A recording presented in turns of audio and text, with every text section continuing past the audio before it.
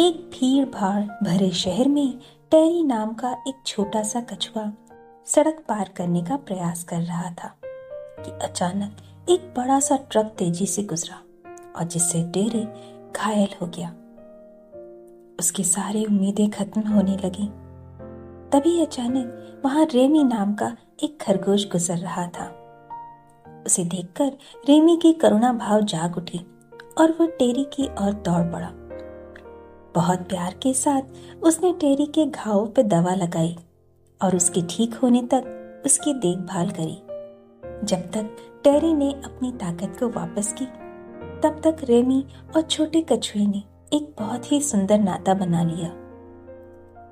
Ramie को टेरी की समुद्र में लौटने की इच्छा के बारे में पता चला और भारी मन से वो अपने नए दोस्त को समुद्र किनारे ले गया। जैसे ही उसने अलविदा कहा, रेमी ने देखा टेरी विशाल महासागर में गायब हो गया। पर उसे क्या पता था कि उसकी दोस्ती तो बस शुरू ही हुई थी। कुछ हफ्तों बाद वहां एक बहुत भयंकर तूफान आया और रेमी ने पाया कि वो तेज बहाव में बहा जा रहा है। जब वो पानी में बने रहने के लिए संघर्ष कर रहा था, तभी गहराई से एक जाना पहचाना चेहरा सामने आया। टेरी की माँ, जो अपने बेटे के दोस्त पर नजर रख रही थी। एक झटके से उन्होंने टेरी को अपने घर की ओर आगे बढ़ाया, जहां टेरी एक प्यारी सी मुस्कान के साथ रेमी का इंतजार कर रहा था। टेरी की माँ ने रेमी की बहुत देखभाल करी और उसे फिर से स्वस्थ कर दिया। जैसे ही तूफान थम गया, वो रेमी को किनारे की ओर वापस ले गई।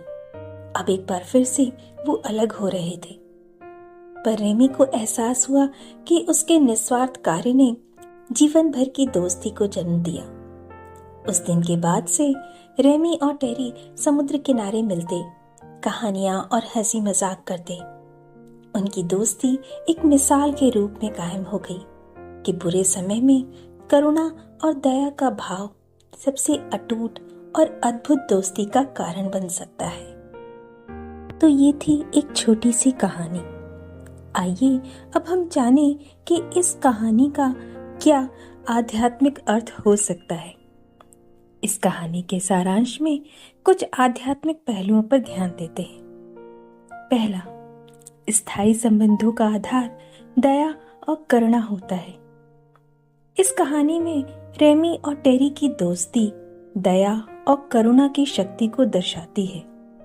रेमी की दयालुता और टेरी की मदद ने उनके